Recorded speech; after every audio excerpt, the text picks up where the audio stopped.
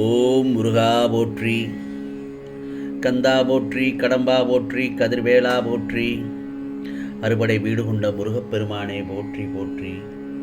என் செல்லமே, என் செல்ல குழந்தையே, நாளை காலை சஷ்டியில் உன் வேண்டுதலை நிறைவேற்றித் தருவேன் இந்த முருகப்பெருமான். ஆம் செல்லமே, இது திருச்செந்தூர் முருகனின் அருள் வாக்கு, சத்திய வாக்கு. கேட்டுவிட்டு சந்தோஷமாக தூங்கு என் செல்லமே. என் செல்லமே, நீ செய்யப்போகும் செயல்களை எதையும் தனியாக செய்ய தேவையே இல்லை. எல்லாவற்றுக்கும் இந்த திருச்செந்தூர் முருகப்பெருமான் உன்னோடு இருக்கின்றேன் என்பதை புரிந்து கொள். ஆர்ப்பரிப்பத்தோடும் ஆற்றினை நீந்தி கடப்பது எவ்வளவு கடினமாக இருக்கும்போது அகன்றி பொங்கி பெருகும் ஆழியாக கடலை நீந்தி கடப்பது என்பதை நினைத்து கூட பார்க்க முடியாது. நீந்தி கடக்க முடியாத இந்த பெரும் கடலை ஒரு படகோட்டி மிக லாபகமாக துடுப்புகளை கொண்டு படகை செழித்து கடந்து விடுகிறார். அது மட்டுமல்ல, அவரை நம்பி அந்த படகுகள் ஏறி இருப்பவர்களையும் பத்திரமாக கொண்டு அக்கறையில் சேர்த்து விடுகிறார் அல்லவா? அதுபோலத்தான் இந்த தொடர் பிறவி என்ற பெரும் பிறவி கடலை கடந்தால் மட்டுமே இந்த முருகப்பெருமானின் திருவடியை அடைந்திட முடியும். அதைத்தான் தெய்வ புலவரும் பிறவி பெருங்கடலும் தீர்ந்துவர் நீந்தார் இறைவனடி சேராதார் என்று கூறுகிறார். அவ்வாறு நீந்தி கடக்க முடியாத இந்த பிறவி பெருங்கடலை வெற்றிகரமாக நீந்தி கடந்தவர்களே பெரிய மகான்கள் ஆகிறார்கள். ஆகவே நீந்தி கடப்பது என்பது முடியாத காரியம் என்று கரையிலேயே மறைந்து நிற்கும் உன் போன்ற எளிய பக்தர்களை என் போன்ற குருக்கள் அன்போடு அரவணைத்து மிக எளிதாக இந்த கடலை கடக்க வைத்து இறைவனின் திருவடிகளில் நிலைக்கு வைத்து விடுவோம். இவ்வாறாக உன்னுடைய பிறவி பெருங்கடலை நீ கடப்பதற்காகவே, உனக்கு உதவி செய்வதற்காகவே நான் உனக்கு அவதரித்திருக்கிறேன். உனக்கு செய்ய நான் தயாராக இருக்கும் பொழுது நீயோ வாழ்க்கையில் சந்திக்கும் சின்ன சின்ன சவால்களுக்கு எல்லாம் அழுத்து போய் சோர்ந்து போய் முருகா எனக்கு யாரும் இல்லை என்று உட்கார்ந்து விடுகின்றாய். நினைத்து பார்த்தால் வேடிக்கையாக இருக்கின்றதல்லவா? ஒரு மாபெரும் சக்தியான என்னுடன் நீ இருக்கின்றாய் என்பதை உணராமல் எனக்கு யார் இருக்கின்றார்கள் என்று அர்த்தமில்லாமல் சொல்வது உனக்கு நியாயமாக படுகின்றதா என் செல்லமே? நினைத்து பார்க்கவே முடியாது. இந்த பேர் உதவிக்கு ஈடான உன்னிடம் நான் எதிர்பார்ப்பது என்னவென்று தெரியுமா?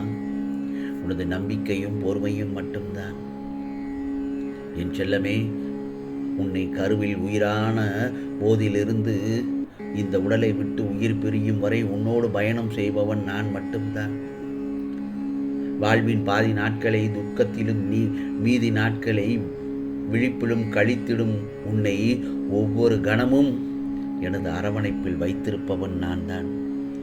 மழலை பருவத்தில் அறியாமையிலும், குழந்தை பருவத்தின் விளையாட்டுத்தனத்திலும், முதுமை பருவத்தின் தள்ளாட்டத்திலும் என்னை நீ அறிந்து கொள்ள முடியாமல் போய்விடுகின்றதே. நின் மீஞ்சி இருக்கும் இந்த சொற்ப காலத்தில் மட்டுமே என்னை அறிந்து கொள்ளும் வாய்ப்பு உனக்கு கிடைத்திருக்கிறது. கவலைப்படாதே. எதையும் இழந்து விட்டால் இந்த பிறவியில் மீண்டும் இந்த வாய்ப்பு கிட்டுமா? எனவே வீணாக புலம்புவதை விட்டுவிட்டு, வீணாக கவலைப்படுவதை விட்டுவிட்டு உனக்கு கிடைத்த இந்த வாய்ப்பை மிகச் சரியாக பயன்படுத்தி கொண்டு சதா சர்வகாலமும் இந்த இறைவனோடு இணைந்திருக்கும் வழியை தேடிக்கொள் என் செல்லமே. போதும், உனக்கான அத்தனை கவலைகளும் தவிடி போடு ஆகிவிடும். இன்னும் சில இந்த சஷ்டி நாளில் உன் மனதில் இருக்கும் பயம், படபடப்பு, பரபரப்பு, கோபம், துக்கம் என்று எல்லாமும் ஒரு அமைதியான நிலை வரும். உன் மனதில் ஒரு தெளிவு பிறக்கும். உன் மனம் சற்று அமைதி பெறும் என் செல்லமே. பேர் இரைச்சலாக இருக்கும் உன் மனம் சற்று மௌனமடையும். அப்போதே உனக்கு எல்லாம் புரியும். ஞான ஒளி உன்னுள் மலரும். இந்த வாழ்க்கையை எப்படி கையாள்வது என்று தெளிவு கிடைக்கும். யாரும் இல்லை என்ற மனப்போக்கு நீங்கி இந்த முருகப்பெருமான் உன்னோடு இருப்பதை உணர்ந்து எல்லாமும் என்னால் முடியும், இறைவன் அருளால் எல்லாமும் முடியும் என்ற ஒரு தைரியமான மனப்போக்கு உன்னில் எழவும், இறைவழிக்கு எப்படி செல்வது என்ற சந்தேகம் இருந்தால் இதோ என்னுடைய பாதங்களில் சரணாகதி அடைந்து கொள். உன் கரம் பிடித்து உன்னை இறைவனோடு இணைப்பதே என்னுடைய பிரதான வேலையாக இருக்கும். கவலைப்படாதே. இப்போது இருக்கும் உன் மனக்குழப்பங்களை விரைவில் நீக்கி விடுவேன். அந்த சமயத்தில் மனம் தெளிவு பெறும். எல்லாமும் நன்றாக நடக்கின்றது, எல்லாமும் நன்றாகத்தான் நடக்கும் என்பதை நீயே உனக்குள் உணர்ந்து நிச்சயமாக அதன்படி நடந்து கொள்வாய். நடப்பது நடக்கட்டும், பார்த்து கொள்ளலாம், என்றும் எனக்கு நன்றாக நடத்தி கொடுப்பதற்கு எனக்கு என் முருகப்பெருமான் இருக்கிறார் என்றும் உனக்கான தைரியம் வரும். பொறுமை கொள், நம்பிக்கையோடு இரு என் செல்லமே. நிச்சயமாக எல்லாம் சர்வ நிச்சயமாகவே நன்றாக நடக்கும். ஆம், நாளை சஷ்டியில் உனக்கான மனக்குழப்பங்கள் சற்று தெளிவு பெறும். தெளிவு பெற்று இந்த முருகப்பெருமானின் சத்திய வாக்கை திரும்ப திரும்ப கேட்டுக்கொண்டே இரு. நல்ல சீக்கிரமாக கூடிய விரைவிலேயே உன் வாழ்வில் நன்மைகள் சொல்ல நலம் பெறுவாய்.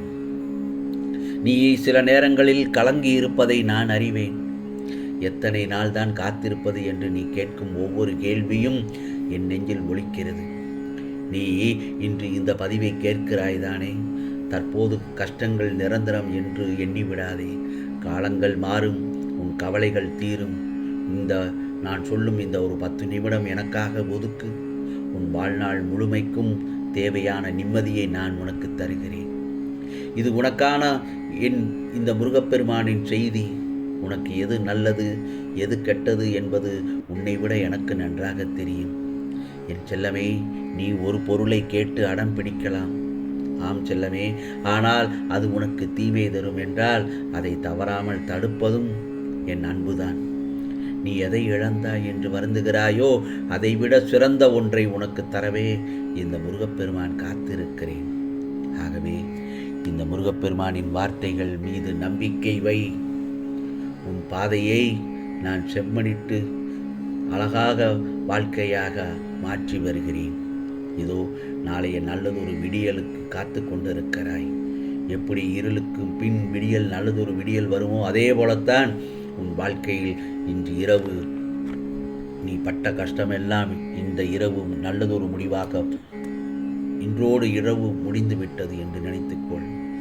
நாளை காலை நல்லதொரு பொழுதாக விடிந்து நிச்சயமாக உன் வாழ்வில் விடியல் இதோ தொடங்கிவிட்டது. ஆம் செல்லமே, சில நேரங்கள் உனக்கு செய்ய வேண்டியது சற்று காலதாமதமானாலும் எல்லாம் கடைசியில் நன்மையாக நல்லதொரு விதத்தில் முடியும் என்பதில் சிறிதும் சந்தேகமே இல்லை. ஆகவே உனக்கானதெல்லாம் நிச்சயமாக நல்லது நடக்கும், நல்லது மட்டுமே நடக்கும், அதுவும் நன்மையாகவே இருக்கும். ஓம் சரவண பவ, ஓம் சரவண பவ, ஓம் சரவண பவ.